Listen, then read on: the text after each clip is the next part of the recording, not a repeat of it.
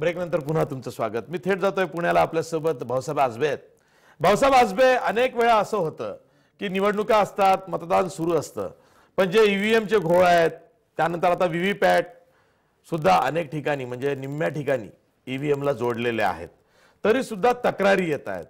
ते दुरुस्त करण्याचं काम होतं। आता परभणीमध्ये ज्या पद्धतीने गोंधळ घातला गेलेला आहे, तर व्हीव्हीपॅट ईव्हीएम याला घेऊन विरोधकांचा जो आवाज आहे, विरोधकांच्या ज्या तक्रारी आहेत त्या तर असणारच आहेत, पण तरी सुद्धा अजूनही ईव्हीएम पूर्णपणे पारदर्शी आहे।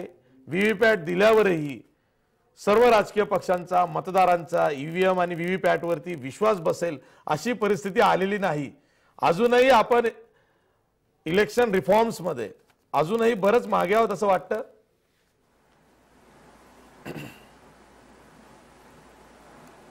अशी जी ईव्हीएम विषयी विरोधकांच्या मनामध्ये शंका आहे, यात ॲब्सोल्युटली काही शंका नाही, पण हीच शंका दूर करण्यासाठी म्हणून व्हीव्हीपॅट याची संकल्पना आलेली आहे की जिथे आपण मतदान केल्यानंतर आपण नेमकं कोणाला मतदान केलंय ही काही सेकंद त्या चिठ्ठीवरती आपल्याला दिसतं आणि मग ती खाली पडते।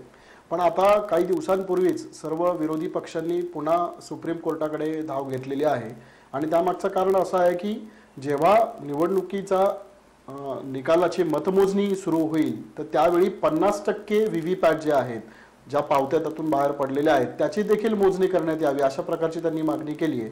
म्हणजे जास्तीत जास्त विश्वासार्हता जी आहे ती त्या ईव्हीएम मशीन विषयी तयार होईल। पण याच्यामध्ये जर 50% व्हीव्हीपॅटचे जे पावत्या आहेत त्या जर मोजायच्या झाल्या तर त्यातून इलेक्शनचा जो रिझल्ट आहे याचा कालावधी वाढणार आहे असं निवडणूक आयोगाचं म्हणणं आहे। त्याच्यामुळे याच्यावर नेमकं काय होतंय हे आपल्याला पाहावं लागेल, पण व्हीव्हीपॅट ही जी कल्पना आहे ती मात्र निश्चित याच्यातूनच आलेली आहे असं आपल्याला म्हणता येईल।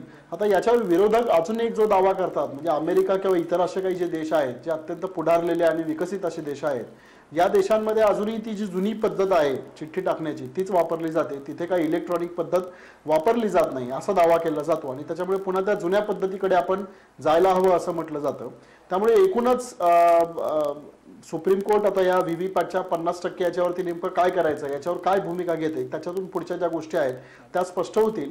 पण हे निश्चित म्हणता येईल की म्हणजे विरोधी पक्षांच्या नेत्यांमध्ये जरी संशय असला तरी बऱ्याच प्रमाणामध्ये सामान्य मतदार जो आहे त्याच्या मनातली जी शंका आहे ती निश्चितच माझ्यामध्ये व्हीव्हीपॅटमुळे दूर होईल असं दिसतंय। ठीक आहे, आपल्यासोबत संजय लाखे पाटील सुद्धा आहे। संजय लाखे पाटील, 2014च्या निवडणुकीत सुद्धा ईव्हीएमला घेऊन अनेक तक्रारी होत्या, मतदार याद्यांमधले घोळही पुढे आले होते। यंदा मतदार याद्यांमधले घोळ तितके दिसत नाहीत, कारण मतदार याद्या ह्या अपडेटेड झालेल्या आहेत आणि त्यामुळे आता जी मतदानाची टक्केवारी येते ती खरी टक्केवारी आहे, कारण त्यामध्ये मतदार यादीमध्ये डुप्लिकेशन नाही आहे, एकाच माणसाची 3-3 वेळा 2-2 वेळा नावं नाही आहेत, त्यामुळे जो हयात आहे, जो मतदानास लायक आहे, पात्र आहे, त्याचंच नाव आहे, एखादाच वगळलेलं असेलही पण पुन्हा निवडणूक आयोगानं ही पण एक सवलत दिलेली आहे की जर तुमचं मतदान यादीमध्ये नाव आहे पण तुमच्याकडे इलेक्शन आयडेंटिटी कार्ड नाही, मतदान ओळखपत्र नाही, अशा वेळी तुम्ही 11 दाखले आहेत, त्यातला कुठलाही एक दाखला घेऊन, कुठलाही एक सर्टिफिकेट घेऊन, मग तुमचं पॅन कार्ड सुद्धा असेल किंवा पासपोर्ट असेल, हे घेऊन तुम्ही मतदान करू शकता। तरी सुद्धा ईव्हीएमच्या घोळामुळे ह्या सगळ्या बाजूला सारता जातात, कारण मतदान पारदर्शी होत नाही असा आरोप विरोधक करतात। यामध्ये सगळ्यात महत्त्वाचा भाग असा आहे की ह्या विषयाकडे मी कुठल्याही राजकीय पक्षाचा प्रवक्ता, कार्यकर्ता किंवा नेता म्हणून बघत नाही, ते एक भारतीय घटनेने दिलेल्या अधिकारातला सर्वसामान्य नागरिक म्हणून या ठिकाणी बघतो। माझा जर लोकशाहीवर दृढ विश्वास ठेवायचा असेल तर मी मतदान कुणाला दिलंय आणि त्याच पद्धतीने मतदान झालंय का हे मला कळलं आणि त्यामुळे माझा विश्वास राहणं हे लोकशाहीच्या दृष्टिकोनातून आवश्यक आहे। कुठल्या पक्षाच्या दृष्टिकोनातून हा दुय्यम प्रश्न आहे, पण या देशातील लोकशाही जर टिकायची असेल तर मतदारांना मतदान केलेलं आणि कुणाला केलंय हे त्याला कळायला पाहिजे आणि त्याच पद्धतीने ते मतदान व्हायला पाहिजे, त्याच पद्धतीने त्या मतदानाची मतमोजणी व्हायला पाहिजे। हे लोकशाहीच्या दृष्टिकोनातून अत्यंत आवश्यक आहे असं समजणारा मी या ठिकाणी कार्यकर्ता आहे। आता या ठिकाणी झालं काय, ज्यावेळेस काँग्रेसचं सरकार होतं त्यावेळेस सगळ्यात पहिल्यांदा सुब्रमण्यम स्वामी हे सर्वोच्च न्यायालयामध्ये गेले आणि त्यांनी यामध्ये आक्षेप केला। सुब्रमण्यम स्वामी हे भारतीय जनता पक्षाचे नेते आहेत आणि भारतीय जनता पक्षाने त्यांना सर्वोच्च न्यायालयामध्ये पाठवलं होतं। त्यानंतर काँग्रेसचं सरकार आलं, काँग्रेसचं सरकार गेलं, भारतीय जनता पक्षाचं सरकार आलं, त्यानंतर वेगवेगळ्या लोकांनीच नव्हे तर अनेक तज्ज्ञानं ह्या पद्धतीमध्ये आणि ज्या पद्धतीने आज मतदान होतंय याच्यावर आक्षेप नोंदवले आहेत. माझं यामध्ये एक नम्र विनंती आहे आणि ती नम्र विनंती या देशातल्या सर्वोच्च न्यायालयाला सुद्धा आहे की 21 विरोधी पक्ष जर सर्वोच्च न्यायालयामध्ये येत असतील आणि एक विनंती करत असतील, कमीत कमी 50% मतदान बूथवर व्हीव्हीपॅट यंत्र ठेवले पाहिजेत. त्यामध्ये सुप्रीम कोर्टानं सातत्यानं आग्रह धरणं की आम्ही फक्त 5च बूथवर या पद्धतीने ठेवू आणि त्या पद्धतीने निकाल करणं हे लोकशाहीच्या दृष्टिकोनातून चांगलं नाही आणि या पद्धतीचा दुराग्रह देशाच्या सर्वोच्च न्यायालयाने सुद्धा ठेवला नाही पाहिजे. कारण हा प्रश्न राजकीय पक्षाचा नाहीये, लोकशाहीवर सर्वसामान्य माणसाचा विश्वास बसण्याचा आहे आणि विश्वास टिकण्याचा आहे. म्हणून जे काही विरोधी पक्षानं 21 मागणी केलेली आहे की 50% व्हीव्हीपॅटनं त्या ठिकाणी मोजणी झाली पाहिजे आणि त्या पद्धतीनं पडताळणी झाली पाहिजे. मग 5 दिवस किंवा 7 दिवस जास्त जात असतील असं निवडणूक आयोगाचं म्हणणं असेल तर त्यामध्ये सुद्धा निवडणूक आयोगानं त्यांच्याकडून सुधारणा केली पाहिजे आणि कमीत कमी वेळ कसा लागेल पण नक्कीच 50 नव्हे तर मी म्हणेल 51% व्हीव्हीपॅटचं पडताळणी या ठिकाणी झाली पाहिजे आणि सर्वसामान्य माणसाचा विश्वास हा मतदान प्रक्रियेवर आपण कुणाला मतदान करतो यावर असला पाहिजे. कारण देशाच्या लोकशाहीच्या दृष्टिकोनातून ही अत्यंत मोठी आणि मूलभूत गरज आहे. आज काँग्रेस आहे, उद्या बीजेपी असेल, परवा कुठलाही पक्ष येईल, त्या दृष्टिकोनातून पक्ष हा महत्वाचा नाही तर सर्वसामान्य माणसाचा लोकशाहीवर असलेला अधिकार महत्वाचा आहे. म्हणून व्हीव्हीपॅटची पडताळणी ही 50% व्हायलाच पाहिजे, यामध्ये दुमत असायचं काही कारण नसावं.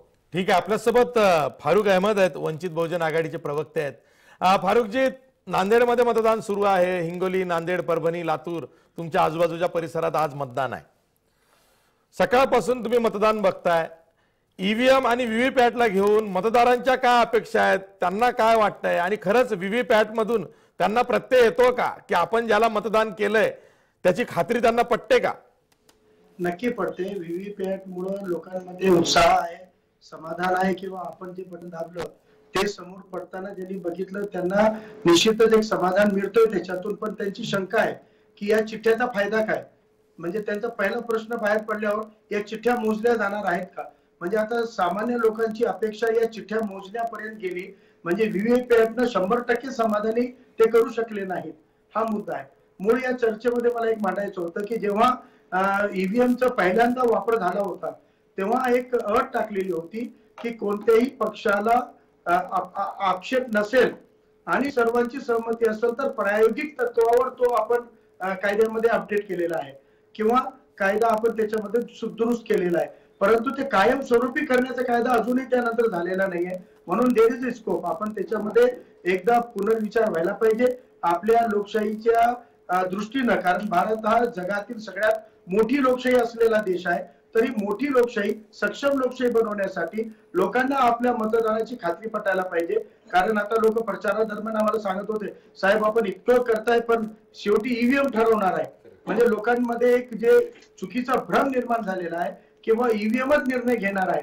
ठीक आहे, ईव्हीएम मध्ये आहे, ईव्हीएमची गडबडी आहे, ईव्हीएम सुधारणा आहेत. आज अनेक ठिकाणी ईव्हीएम हँग झाल्या, ईव्हीएम बदलाव्या लागल्या. तर याच्यावरून की तंत्रज्ञानावर आपण पूर्ण विसंबून न राहता मतदानाच्या वर काहीतरी उपाय काढून आपल्याला कमीत कमी आता जे 50% मोजणीचं म्हणतायत, अर्ध्या मशिनी मोजून जर कम्पेअर केल्या रॅन्डमली तर लोकांना खात्री पटेल की नाही याच्यामध्ये ईव्हीएमचा दोष कमी आहे आणि आपल्या मतदानाचाच परिणाम आपल्याला येतोय असं आहे. बाकी उत्साह आहे लोकांमध्ये. व्हीव्हीपॅटचा प्रयोग हा लोकांना काही अंशी आपण समाधानी करण्यामध्ये यशस्वी ठरलो.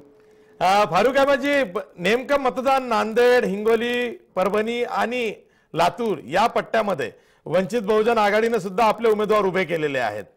मला वंचित बहुजन आघाडीच्या निमित्तानं तुम्हाला असं विचारायचं आहे, खरंच तुमच्यामुळे तिरंगी लढत अनेक ठिकाणी होते आहे, पण पुन्हा वोट कटुआ हा शिक्का बसेल की खरंच निर्णायक वोट शेअर मिळवण्यात तुम्ही यशस्वी व्हाल? मी तुम्हाला स्पष्ट करतो. 2 प्रश्न आहेत त्याच्यामध्ये. वोट कटुआ तर हे काँग्रेस आणि भाजप हे एक सत्ताधारी वर्ग आहे. 2 वेगळे पक्ष असले तरी सत्ताधारी वर्ग एक आहे आणि हे कधी तिसऱ्या घटकाला प्रवेश करू देत नाहीत त्यांच्या वर्गामध्ये. म्हणून दिल्लीमध्ये आपला असंच केलं. आधी काँग्रेसची बी टीम म्हणले, नंतर बीजेपीची बी टीम म्हणले, परंतु एकदा त्यांनी एंट्री केली की दोघांना संपवण्याचं काम तिसऱ्या पर्यायाला केलं. म्हणजे लोकांनी ते पर्याय निवडला. याच पद्धतीनं महाराष्ट्रामध्ये यांनी लोकांना भुरळ पाडण्याचा प्रयत्न केला की बीजेपीची बी टीम आहे किंवा काँग्रेसची बी टीम आहे, जिथं जे सक्षम राहतात ते आरोप करतातच. परंतु वंचित बहुजन आघाडीमुळे उत्साह आहे, तरुणांमध्ये उत्साह आहे आणि जे दलित आंबेडकरी समाज होता, मुस्लिम समाज होता, ओबीसी समाज होता, मायक्रो उपेक्षित राहिलेला, वंचित राहिलेला, त्यांच्यामध्ये आपला मत, आपलं नेतृत्व ही जी भावना बाळासाहेबांच्या अथक परिश्रमामुळे पेरण्यात आली, त्यामुळे उत्साह आहे. तुम्ही बघा पूर्ण मराठवाड्यामध्ये जे माझ्याकडे आकडे आले 1 वाजेपर्यंत 38% मतदानाचे, इतकं नांदेडमध्ये सर्वाधिक मतदान होतोय.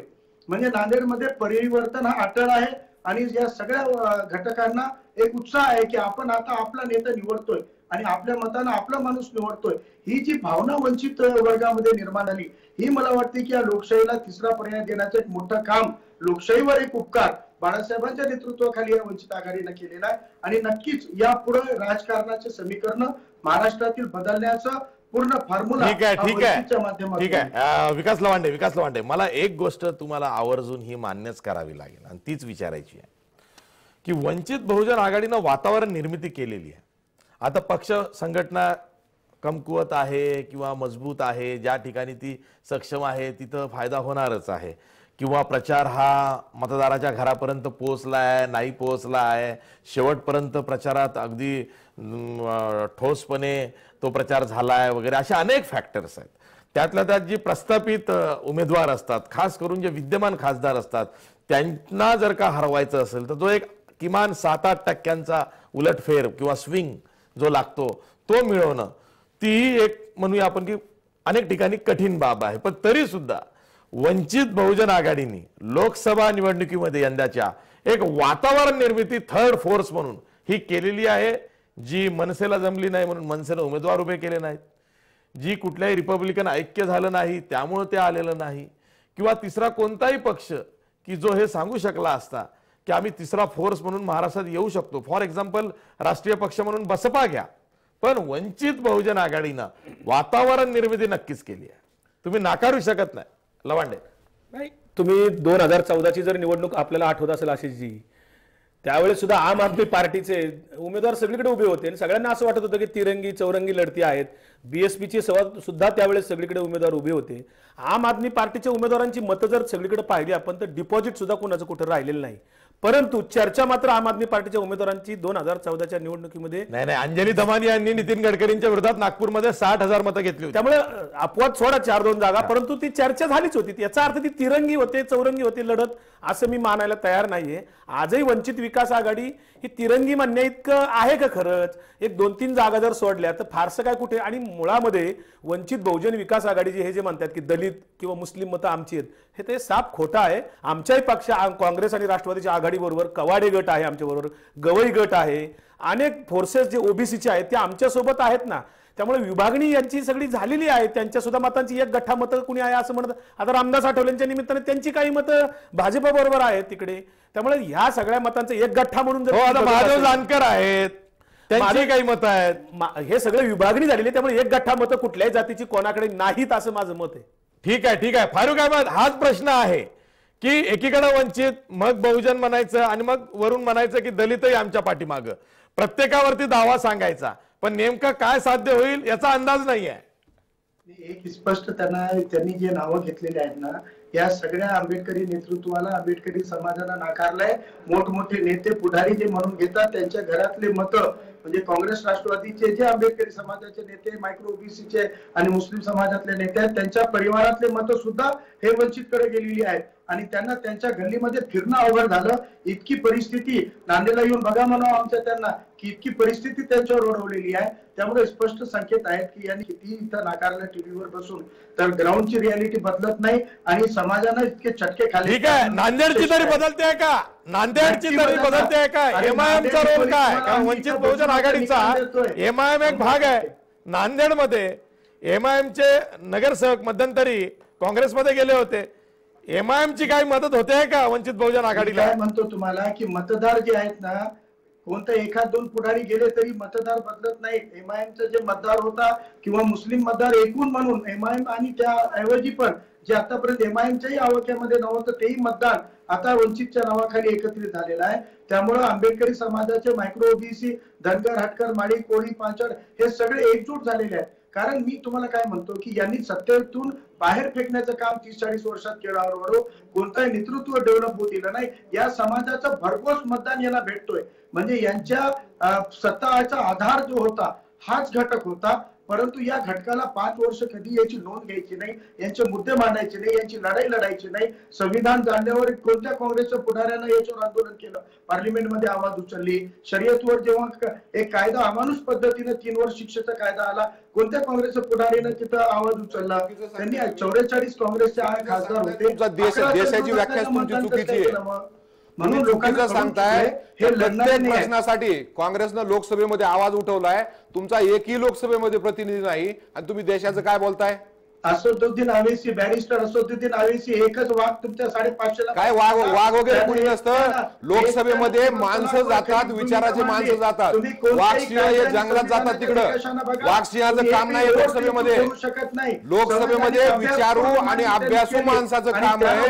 वाघसिंह जंगलात घाला तिकडे कुठतरी.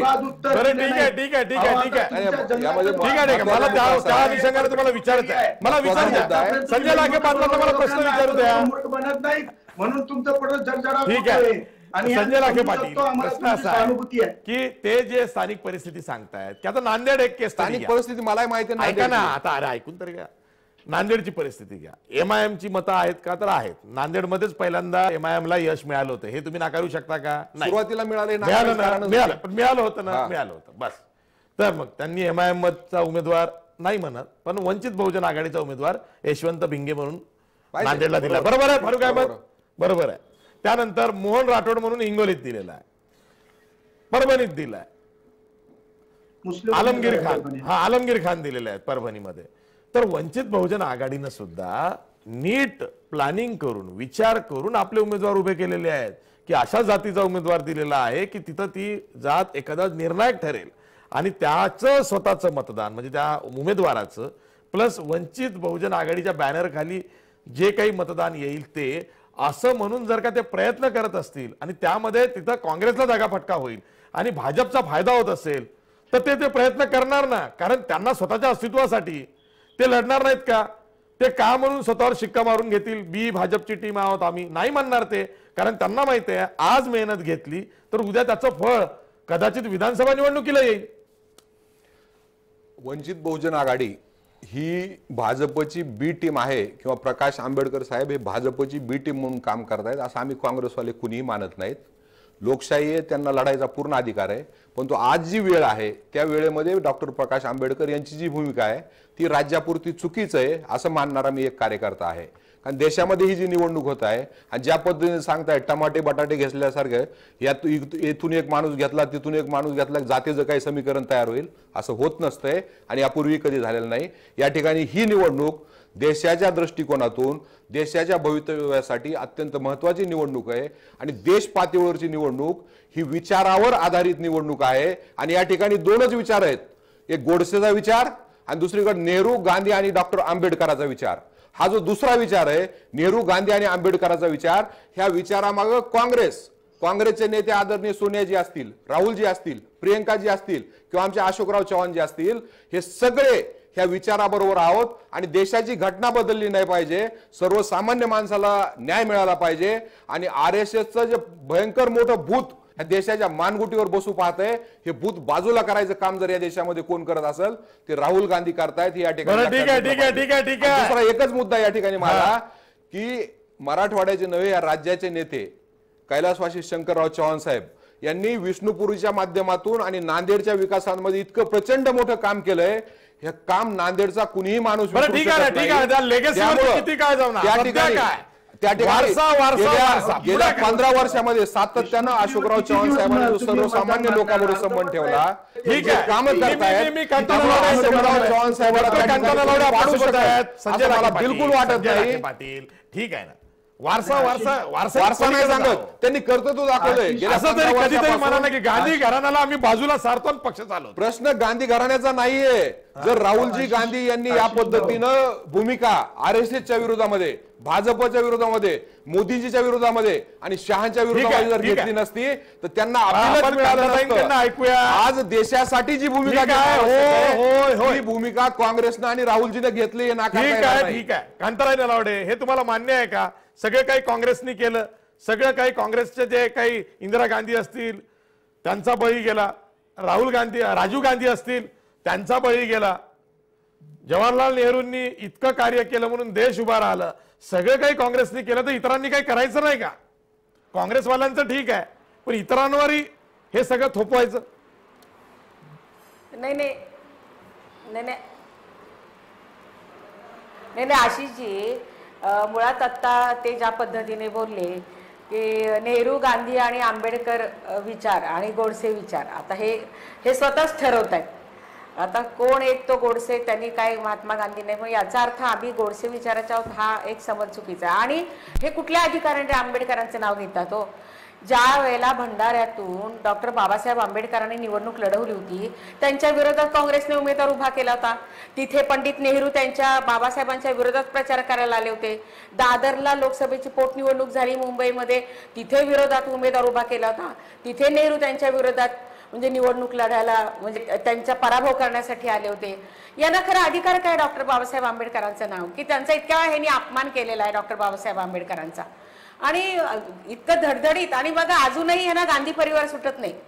म्हणजे आजही म्हणजे त्यांना नेहरू, गांधी याच्या पलीकडे या देशामध्ये काँग्रेसमध्ये दुसरे नेते होऊन गेले नाहीत का? मग तुम्ही ते सर्व त्यांना अगदी भूमिगत ह्याच्यातच करून टाकले का? म्हणजे तर मला कळत नाहीये किती मिंध एखाद्या परिवाराचं असावं. हे धडधडीत खरं उदाहरण आहे. अजून त्याच नावावर हे निवडणुका लढतायत. प्रत्यक्ष प्रत्येकाचं व्यक्तिमत्व प्रत्येक पक्षामध्ये असतं ना, मग ते सांगतात म्हणजे तुम्ही किती वेळ म्हणजे किती वर्ष ही री ओढत राहणार आहे नेहरू गांधी घराण्याची? आणि आपण पाहिलं नाही इतक्या वर्षामध्ये म्हणजे काय झालं, तुमचं सातत्याने सरकार कुठे आलंय का?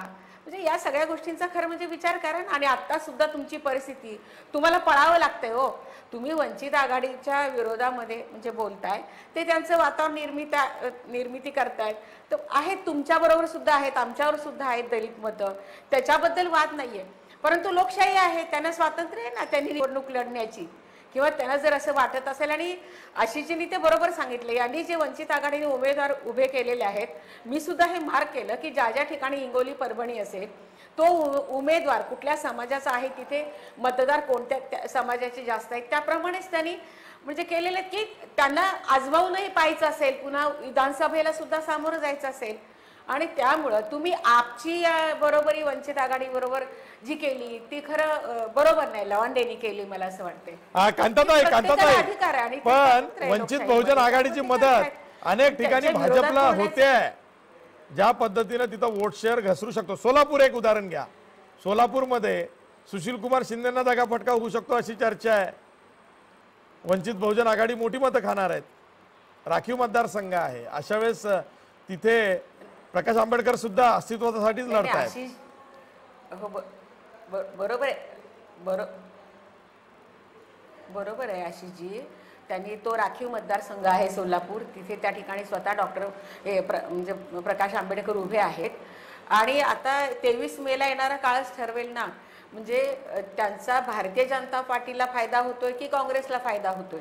म्हणजे मला असं वाटतं की कोणत्या पक्षाला फायदा व्हावा म्हणून त्यांनी म्हणजे आपले उमेदवार उभे केले नाहीत किंवा प्रकाश आंबेडकरजी उभे राहिलेले नाहीत. त्यांना त्यांचंही स्वतःची ताकद आजमावून बघायची असेल की येणाऱ्या काळामध्ये आपणही या लोकशाहीमध्ये प्रत्येक निवडणुकीला सामोरं गेलं पाहिजे. आणि ही लोकसभा रंगीत तालीम असंही कदाचित वाटलं असेल. आणि त्यामुळं म्हणजे कुठल्या भारतीय जनता पार्टीला फायदा होतोय की काँग्रेसला, आमच्या विरोधातच ते बोलत असतात.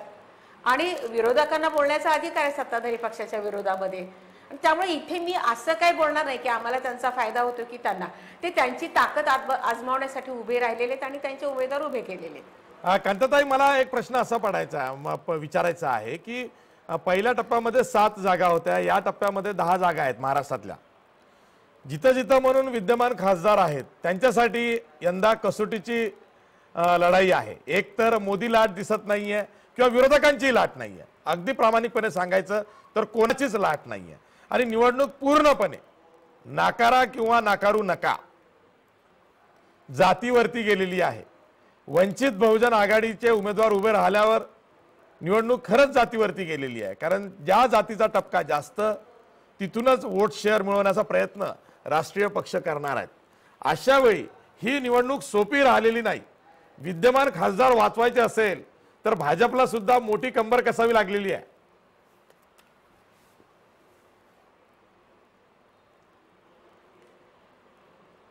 नाही आशिषजी, भारतीय जनता पार्टीला म्हणजे ही मोठी लढाई जिंकण्यासाठी कंबर कसावी लागेल असं जे तुम्ही म्हणताय, परंतु मुळातच भारतीय जनता पार्टी म्हणजे जनसंघापासून, जनसंघाच्या काळात तर म्हणजे आमचं डिपॉझिट वाचलं तरी आनंद व्हायचा. म्हणजे आम्हाला असं कधी स्वप्नातही वाटलं नव्हतं. परंतु ही जरी भरभराट झाली पण प्रत्येक जी निवडणूक आहे तो प्रत्येक पक्षातला प्रत्येक उमेदवार ती मी म्हणजे जिंकणार, मला जिंकायचीच आहे या उद्देशानेच तो लढत असतो.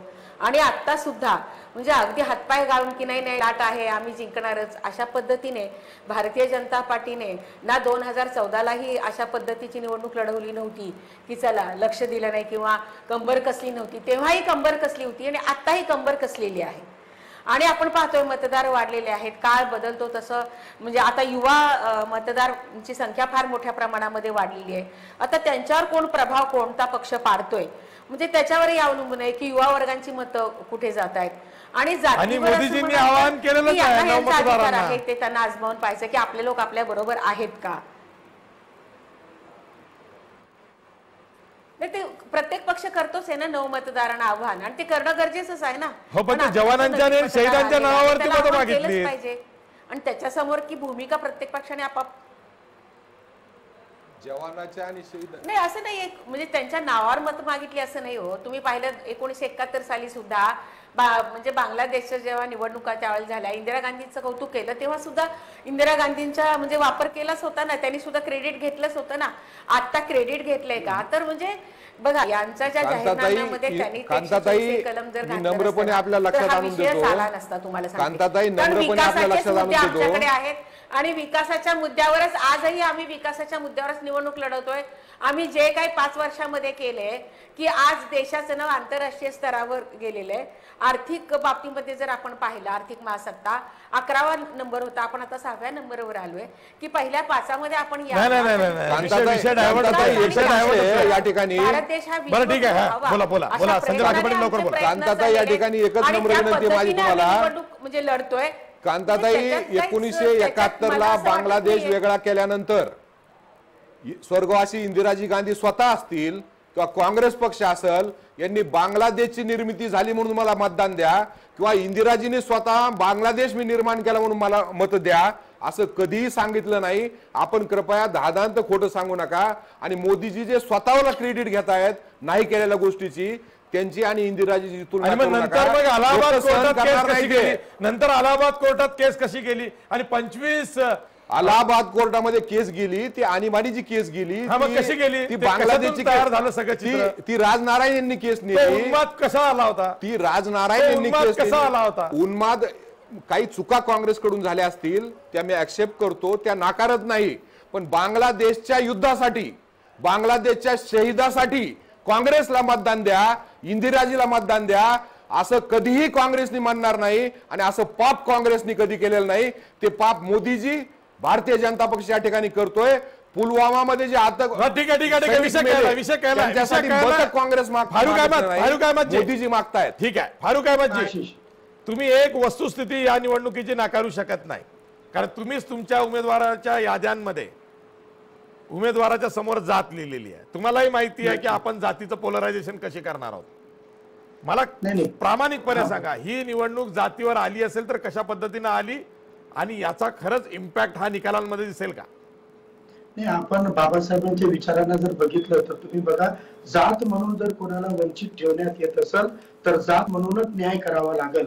या आधारावर तुम्ही ज्या ज्या जातींना आतापर्यंत सत्तेमध्ये तुम्ही छोटे आहात तुम्ही मतं घेऊ शकत नाही म्हणून तुम्हाला मतं आम्ही उमेदवारी देणार नाही. उमेदवारी नाकारण्यामागे छोट्या छोट्या जातीच्या लोकांचा उल्लेख करून त्यांना नाकारलं होतं. आता एक वडार समाज एकूण पूर्ण महाराष्ट्रामध्ये जरी ते 25 लाख असेल 50 लाख असेल जे काही संख्या पण त्यांना तुम्ही एका लोकसभेमध्ये तुमच्या आहेत किती, आमच्या लोकसभेमध्ये तुमचे 50,000 मत आहेत. अरे पण एकूण महाराष्ट्रात त्यांचं जे प्रतिनिधित्व होतोय ते न्यायिक ते देण्यात आलेलं नाही. म्हणून जात म्हणून जर आम्हाला सत्तेमधून आणि राजकारणातून नाकारण्यात आलं तर जात म्हणून न्याय द्यावा लागेल हे जाणीव करून देण्यासाठी बहुजनामधल्या वंचित अतिवंचितांना प्रतिनिधित्व देण्याचं काम हे वंचित आघाडीचा मूळ आधार आहे. ठीक आहे, ठीक आहे, ठीक आहे. चर्चेत डॉक्टर कांताराव लावडे, डॉक्टर कांताराव लावडे, कालची जी माडाची सभा होती अकलूजची नरेंद्र मोदींची, तिथं नरेंद्र मोदींनी सुद्धा शेवटी जातीचं कार्ड वापरलं ना. तुम्ही सुद्धा आता जातीवर घसरलात, आतापर्यंत विरोध करत होतात.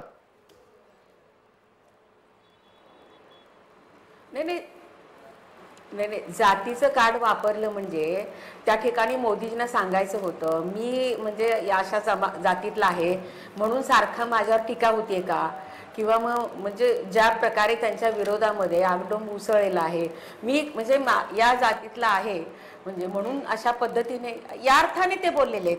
नाही नाही, त्यांचं वाक्य काय मी सांगतो नरेंद्र मोदी काय बोलले ते मी सांगतो.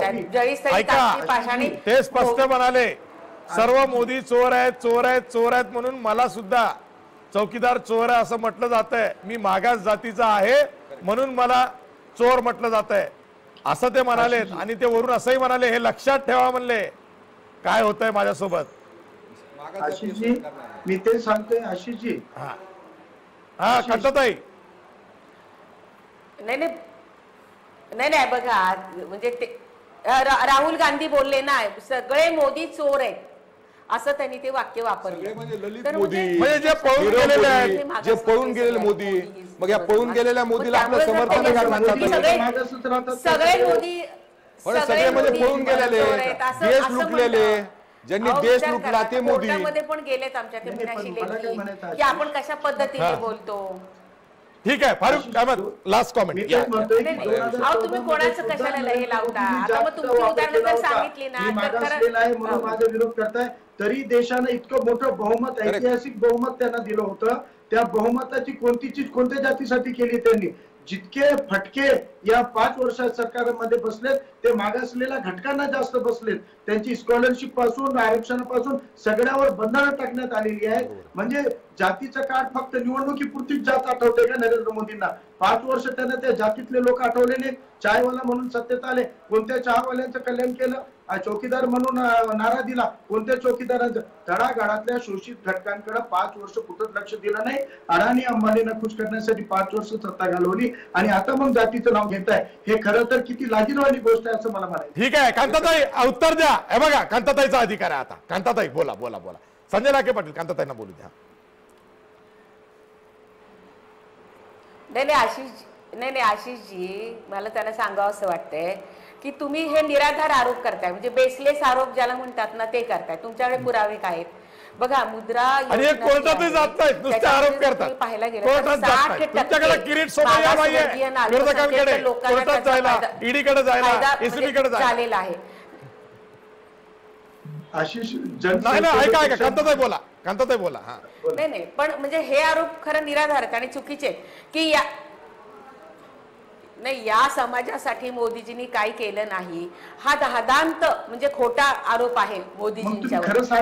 तसं जर पाहायला गेलं तर बारकाई तर मोदीजींनी या लोकांसाठी जास्त केलं. आता तुम्ही असं म्हणता की तुम्हाला उदाहरण सांगते की तुम्ही ऐका आता तुम्ही बघा समाज माध्यमामध्ये जर पण पाहत असाल म्हणजे जे अल्पसंख्याक आहेत ते सुद्धा सांगतायत की मोदी आल्यामुळे आमचा व्यवसाय वाढतोय किंवा आम्हाला लोन मिळायला लागलेले किंवा आम्ही सुरक्षित आहोत म्हणजे आम्हाला भीती नाहीये. तुम्ही गुजरात मधले मुस्लिम बघा, यूपी मधले बघा म्हणजे काही ज्या पद्धतीने ते लोक प्रतिक्रिया देतात आणि मोदींना म्हणजे त्यांचं कौतुक करतायत. म्हणजे ह्या सगळ्या ज्या योजना आहेत त्याच्यामध्ये या मागासवर्गीयांना जास्त आणि अल्पसंख्याक लोकांना फायदा झालेला आहे आणि त्याच्यासाठीच खरं म्हणजे ह्या सगळ्या योजना आणलेल्या आहेत. म्हणजे मध्यमवर्गीयांना आहेत म्हणजे की त्या युवकांनी म्हणजे कर्ज घ्यावं, स्टँडअप योजनेतून घ्यावं, स्टार्टअप योजनेतून घ्यावं, मुद्रा योजनेतून आपल्याला कल्पना आहे की त्याचे भाग पाडलेत. म्हणजे तुम्हाला असं म्हणायचं आहे की 5 वर्षात तुम्ही विकास केलेला आहे आणि त्याप्रमाणे आणखी विकास करायचा असेल तो त्यासाठी आणखीन 5 वर्षाचा तरी किमान काळ हवाय. हाच अजेंडा आहे ना. नाही साहजिकच आहे हो, 5 वर्षामध्ये काही होत नाही हो अशी 5 वर्षात काही होत 5 वर्षात नाही. काहीच होत काँग्रेसने नाही. एवढ्या चुका त्यामुळे केलेल्या आहेत 5 की 5 वर्षामध्ये वर्षात रिव्हर्ट तेवढं होत नाही. मी तर असं म्हणेन की खूप खूप अधिक केलेलं आहे. सर्वे रिपोर्ट बरं ठीक आहे नाही, ठीक आहे तुम्ही जर का आपण एक ब्रेक घेणार आहोत तुलनात्मक ऐका ऐका पाहिलं ना, जी ऐका कधी आपण एक हा ब्रेक घेणार आहोत. प्रश्न- मी सर्व पाहुण्यांना आवाहन करतो आपण एक ब्रेक घेऊया. ब्रेक नंतर या क्षणाच्या कारण मतदान राज्यभरात चाललेलं आहे. 10 मतदारसंघांमध्ये दुसऱ्या टप्प्याचं मतदान होत आहे. आतापर्यंत साधारणतः 38 ते 39% मतदान हे सरासरी 10 मतदारसंघांमध्ये राज्याच्या झालेलं आहे. देशभरातही 40% जवळपास आहे. काही मतदारसंघांमध्ये मतदानाची जी टक्केवारी आहे ती सकाळच्या सत्रामध्ये झपाट्यानं वाढली होती. दुपारच्या उन्हामध्ये ती काहीशी मंदावलेली आहे आणि आता इथून पुढचा जो 2 तासाचा काळ आहे त्यामध्ये मतदानाची टक्केवारी वाढणार आहे. मॅजिक फिगर जी आहे 59% जे पहिल्या टप्प्याचं मतदान सरासरी आहे त्याच्यावर या टप्प्याचं मतदान जाईल असं मानलं जात आहे. पण नेमकं किती मतदारसंघांमध्ये 60% वर मतदान जातं यावर बरंच काही अवलंबून आहे. आणि म्हणून मतदानाची टक्केवारी जेव्हा वाढते तेव्हा खरं विजयाची खात्री देणाऱ्या उमेदवाराचा कस लागतो. आणि म्हणून 60% जर का मतदान झालं तर मग जी जनता आहे जो मतदार राजा आहे त्याच्या मनात कोण उमेदवार आहे हे निश्चित होऊ शकतं. त्यामुळे मतदानाची टक्केवारी इथून पुढच्या टप्प्यात वाढणार आहे. त्यामुळेच या क्षणाच्या हेडलाईन्स बातम्या आपण घेणार आहोत आणि पुन्हा चर्चेकडे ब्रेक नंतर वळणार आहोत.